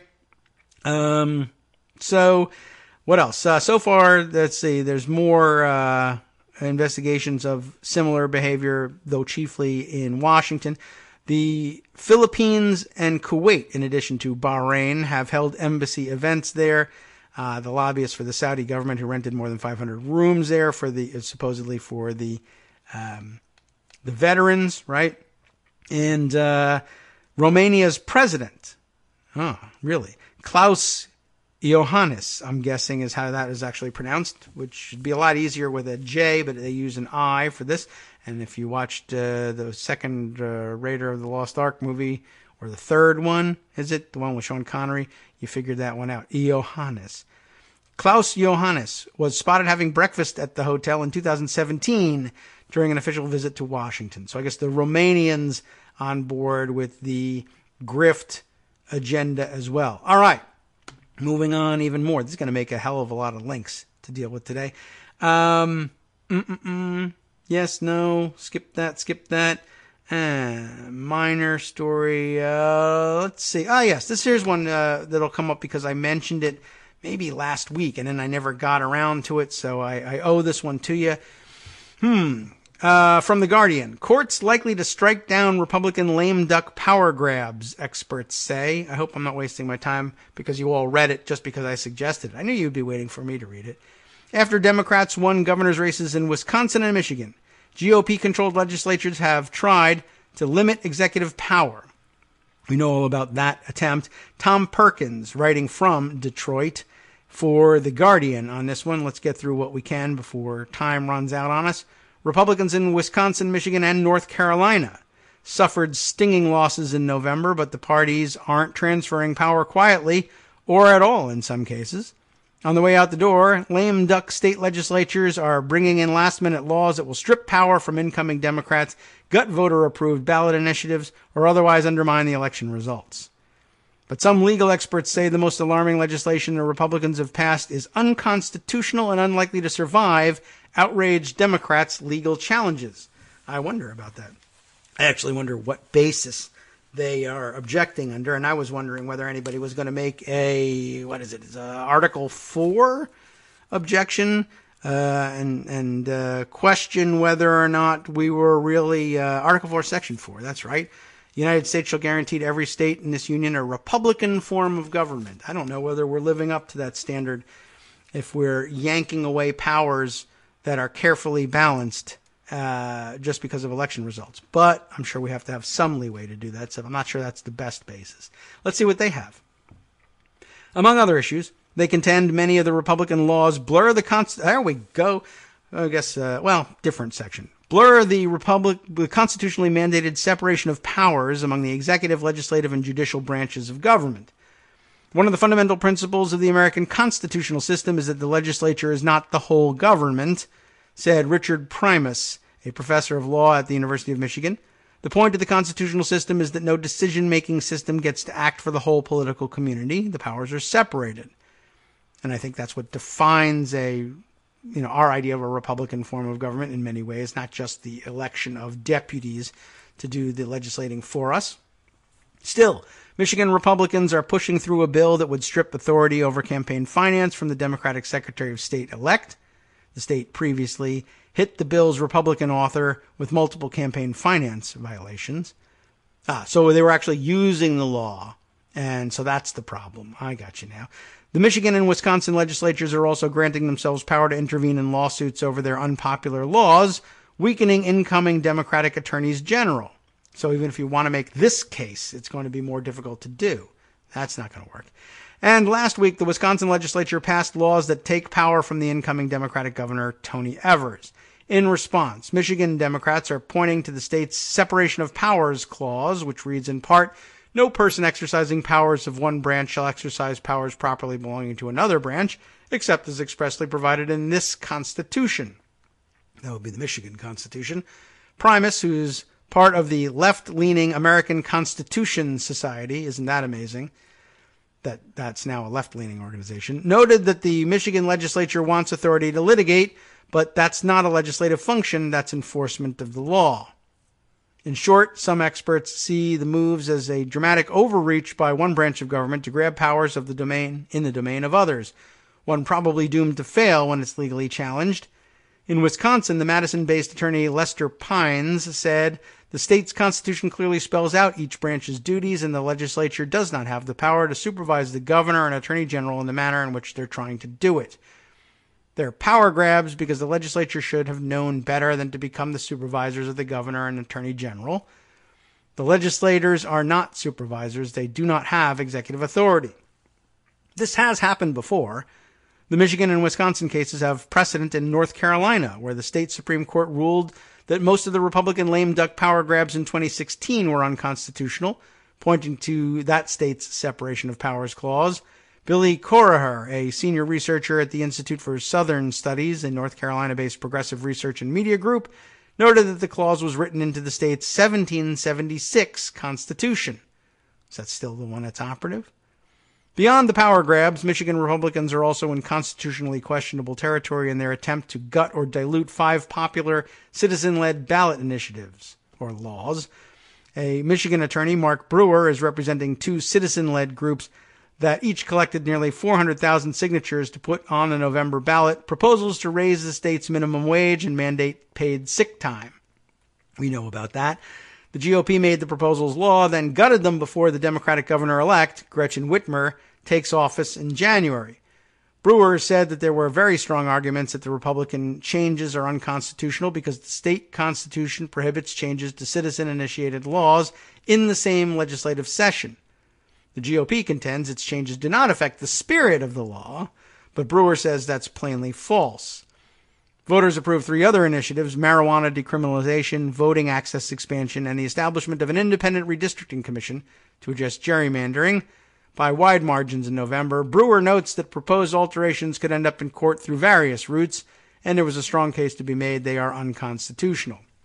All right, so more detail to come here, and I don't think we'll get through all of what is offered up to us here by The Guardian before it's time to go, but I think we should note for the record, as I recall, although it's not reported here, the backlash from the North Carolina Supreme Court for its rulings on the 2016 power grabs by outgoing Republicans were met in the still Republican-controlled legislature with efforts to change the way the Supreme Court is composed, right? And I don't think those actually flew, but interesting that they even responded to the ruling that they were illegally and unconstitutionally grabbing power by trying to illegally and unconstitutionally grab even more power. So no mention of Article 4 here in this one, but it's a good backup. Probably better off basing your ruling on the state constitutions, though, and that way it won't keep the U.S. Supreme Court out of the picture. Absolutely, and with this majority, you never know what they're going to do, but very definitely something to consider for over the weekend. Still haven't gotten to some of the other things that I've promised long-term to get to, and I regret not getting to all of that, but I think we've hit a lot of the major themes of the day and given us a lot to think about over the weekend. Yeah, still got to get overseas to what's going on in France and try and get some understanding of the dynamics of that one. But we got plenty to deal with right here in America. Oh, yes, and I didn't, I almost forgot to get to this, but I do have to get over to the West Coast Cookbook and Speakeasy very soon, too. But let's get our music rolling, and I'll spit out one blurb I told you to remember the Kagro name, Kushner's investment firm. Let me just throw this one out real quick, just to remind you of what the connection is and why this is all important and why we've been doing what we're doing. Bloomberg report from July 30th, 2018. Kushner's Kagro fails to win backing from SoftBank. Do you remember SoftBank? SoftBank Vision Fund, apparently, way back when, declined to invest in Kagro. Does everyone remember what SoftBank is? It is the essentially an investment arm of the SoftBank Group, which is by itself backed by the sovereign wealth funds from Saudi Arabia and the United Arab Emirates. Just wanted to throw that connection out there so we can ponder it over the weekend. In the meantime, you'll be left pondering the stories coming up on the West Coast Cookbook and Speakeasy. If I can just get this stupid thing out of the way. There we go. And then bring up Justice's summary of what's coming. You'll have a better idea of what's on the plates today. The Senate delivered an historic rebuke of Trump over the War Powers Act. That was very interesting. But Paul Ryan pulled a cowardly stunt to prevent debate in the House. I wish I had told you about that. With cowardly help from 5 cowardly Democrats, all of whom have varying and interesting excuses as to why they did that, too. From Daily Kos Radio on networksradio.com.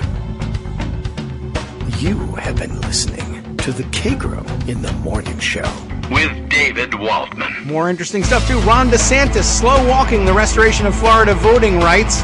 The former Trump tax attorney raided by the FBI in Chicago again, last month is raided by the FBI again. And federal prosecutors are investigating whether Qatar, Saudi Arabia, and the UAE funneled cash into the inauguration. We talked about that. He'll hit it again some more. We'll see you next week.